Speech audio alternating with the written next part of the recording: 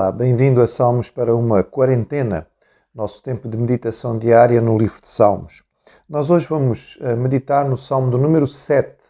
O Salmo 7 é um salmo de Davi, logo no início do livro, é um salmo de lamento, mas também de pedido de socorro da parte do Senhor diante das circunstâncias difíceis que ele estava a viver, Davi. No cabeçalho deste salmo, nós encontramos algumas indicações sobre ele que são interessantes.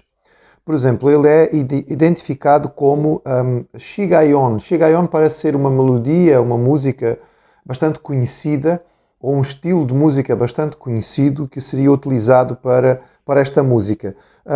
É interessante sabermos que realmente era uma melodia tão tradicional e tão conhecida que, passados séculos, ela ainda é utilizada. E Abacuque, no capítulo 3, quando vai fazer o seu salmo final de louvor e agradecimento ao Senhor, ele utiliza a mesma melodia, ele sugere a mesma melodia como música de fundo para o seu salmo. Diz aí que Davi preparou este salmo no contexto das palavras de Cush, o benjamita. Há bastante discussão entre os comentaristas bíblicos sobre quem seria Cush. Entre os rabis judeus também havia alguma dúvida.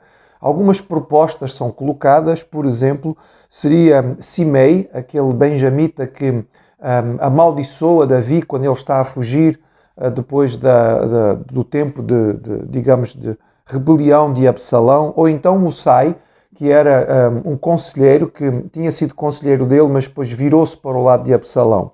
Há quem coloque o salmo bastante mais cedo e diga que Cush seria o próprio Saul nas suas acusações contra Davi. Ou então algum personagem benjamita, lembrando que no tempo em que Saul é o rei, ele é benjamita, a tribo de Benjamim está numa posição de superioridade e Davi, sendo da tribo de Judá, acaba por sofrer também com isto. Vamos ler então o Salmo e perceber aquilo que ele nos diz. E diz assim o Salmo 7: Senhor, Deus meu, em ti me refugio. Salva-me de todos os que me perseguem e livra-me, para que ninguém como leão me arrebate, despedaçando-me, não havendo quem me livre. Senhor meu Deus, se eu fiz o de que me culpam, se nas minhas mãos há iniquidade, se paguei com o mal a quem estava em paz comigo, eu que poupei aquele que sem razão me oprimia, persiga o inimigo a minha alma e alcance-a, espezinhe no chão a minha vida e arraste no pó a minha glória. Levanta-te, Senhor, na tua indignação, mostra a tua grandeza contra a fúria dos meus adversários e desperta-te em meu favor segundo o juízo que designaste. Reúnam-se ao redor de ti os povos, e por entre eles remonta-te às alturas. O Senhor julga os povos. Julga-me, Senhor, segundo a minha retidão e segundo a integridade que há em mim. Cessa a malícia dos ímpios, mas estabelece tu o justo, pois sondas a mente e o coração, ó justo Deus.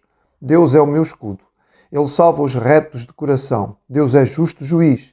Deus que sente indignação todos os dias. Se o homem não se converter, afiará Deus a sua espada. Já armou o arco, tem-no pronto. Para ele preparou já instrumentos de morte, preparou as suas setas inflamadas. Eis que o ímpio está com dores de iniquidade, concebeu a malícia, dá à luz a mentira, abre e aprofunda uma cova e cai nesse mesmo poço que faz.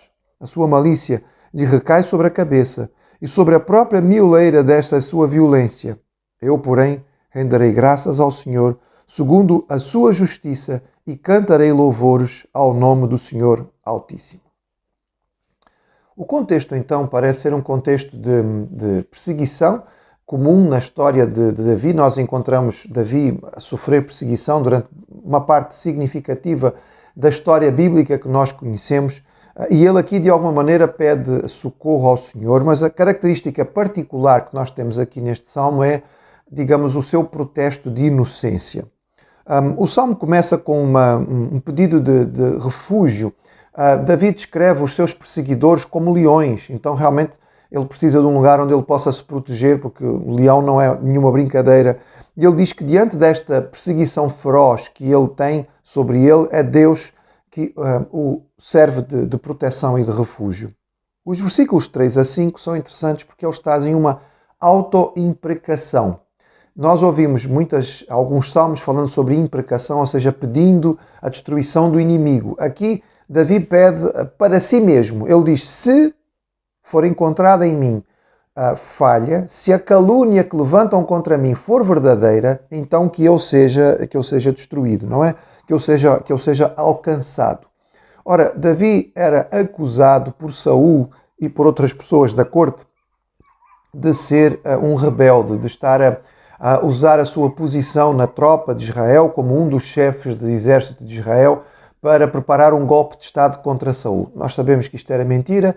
Davi, evidentemente, tinha a noção clara de que isto era uma calúnia, era apenas a imaginação, a paranoia de Saul, a sua inveja, a sua cobiça profunda, porque Davi não tinha qualquer interesse nisto. E depois ele vai ter duas oportunidades de matar Saul, nas quais ele vai provar que realmente ele não tinha nenhum interesse nisto. Ele aqui diz, olha, se realmente existe culpa, se a calúnia que levantam contra mim é verdadeira, então que o Senhor faça justiça sobre mim. Ou seja, ele se entrega nas mãos da justiça do Senhor. E logo a seguir, então, ele pede que Deus se levante e exerça a sua justiça. É interessante, no Salmo 6, o Salmo anterior, há um pedido de ajuda muito semelhante. A estrutura dos Salmos é bem diferente. No Salmo 6 há uma espécie de reclamação, como se Deus não estivesse a exercer a justiça correta sobre o salmista. Aqui não, aqui há um pedido de que haja um exercer de justiça, não é? Haja uma interferência judicial de Deus para colocar tudo nos seus devidos lugares. É como se Deus estivesse distraído ou adormecido e há então aqui um pedido, Senhor, levanta-te. Há também a noção de que o salmista está perfeitamente disponível para o julgamento público. A calúnia é sempre algo público, não é? Esta é uma das dores ou das dificuldades da calúnia. É uma mentira levantada contra alguém, mas que é feita de forma pública. Então as pessoas ficam sabendo desta acusação, que é falsa, mas que de alguma maneira prejudica a reputação da pessoa. Então a sua recuperação também tem que ser pública. Daí que muitas vezes pessoas são levadas a tribunal para defender a sua honra. Aqui ele está convencido de que este tribunal terá que ser feito pelo próprio Deus. Terá que ser Deus a vindicar a sua inocência para que esta calúnia caia por terra. Davi sabe que ele foi julgado publicamente e ele pede a Deus que publicamente o ilibe para que o seu nome, digamos, fique limpo. Ele utiliza a linguagem habitual que nós já vimos em vários salmos do guerreiro divino, falando em Deus a afiar a sua espada, a preparar o seu arco, ou seja, Deus a trabalhar os instrumentos que podem servir de bênção no sentido de fazer justiça contra o inimigo. E Davi desenvolve a ideia da sua profunda confiança no Senhor. Ele sabe que Deus é digno de confiança. Ele sabe que o Senhor vai punir o ímpio. E depois ele descreve alguma linguagem interessante sobre aquilo que é o fim do ímpio. No versículo 14, ele descreve o ímpio como que tendo dores de parto. Assim como uma mulher esforça-se e sofre imenso para poder dar à luz uma criança, ele descreve o ímpio esforçando-se muito para dar à luz a maldade, não é? Para produzir a malícia e a mentira. É isso que o coração do ímpio gera. Ele faz um buraco. Certamente o buraco que ele faz tem como objetivo a queda do seu inimigo, mas ele acaba por cair no próprio buraco que faz. Entre as muitas histórias bíblicas, nós poderíamos nos lembrar de forma muito literal de Amã construindo uma forca para poder ali colocar Mardoqueu e ele acaba por ser enforcado na forca que preparou contra o seu adversário.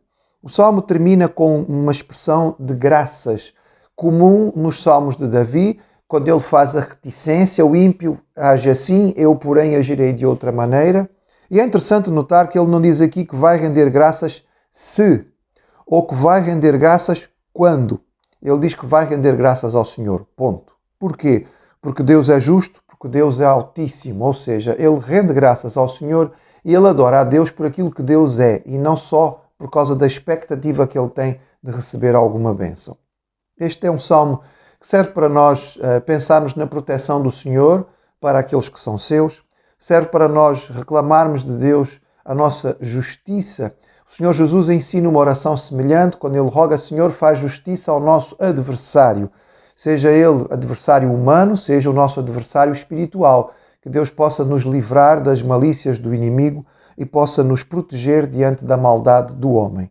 Este é um salmo que servirá certamente para muitas circunstâncias, em que nós também poderemos confiar no Senhor como nosso refúgio, aquele que é o nosso escudo.